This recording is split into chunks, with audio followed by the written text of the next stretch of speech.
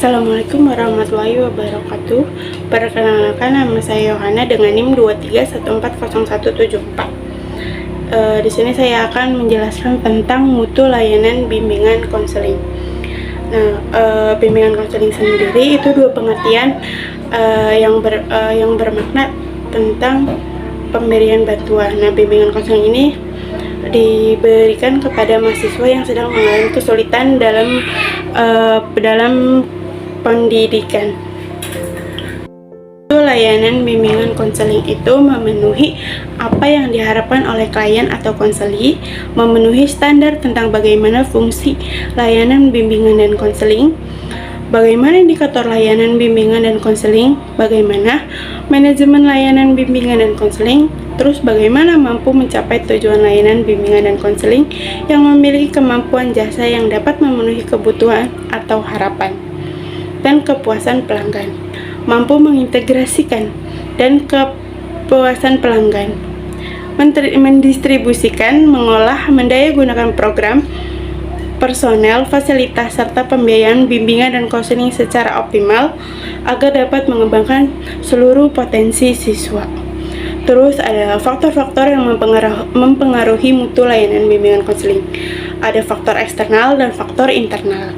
Nah, faktor internal itu meliputi latar belakang pendidikan, pengalaman kerja, motivasi, dan kompetensi dalam mengelola program bimbingan dan konseling. Terus ada faktor eksternal, yaitu dukungan pimpinan, sarana dan prasarana, serta kerjasama dengan pihak lain. Terus ada masalah layanan di bimbingan konseling di sekolah ataupun di madrasah. Pertama itu, penerapan layanan masih belum bisa berjalan sesuai program yang telah dibuat. Kedua, peran guru BK belum optimal. Ketiga, layanan bimbingan dan konseling cenderung bersifat insidental. Nah, bersifat insidental itu adalah kemungkinan yang terjadi sebagai suatu kebetulan atau akibat kecil. Itu insidental. Terus keempat itu, belum semua mampu mengelola asesmen bimbingan dan konseling sebagai panduan layanan bimbingan konseling. Dan terakhir, masih ada persepsi bahwa bimbingan dan konseling masuk ke dalam mata pelajaran, maka perlu membuat silabus dan RPP.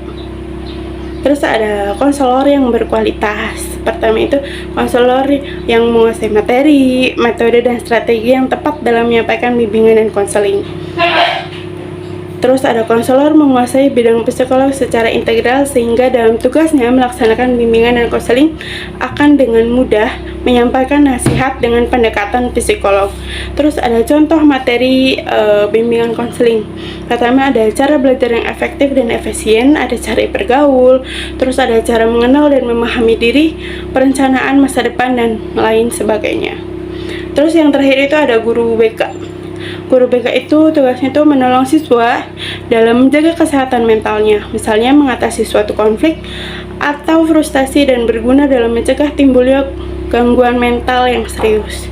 Namun pengobatan terhadap gangguan mental yang berat dan anak berkebutuhan khusus adalah tugas dari psikolog, psikiater, atau dokter jiwa.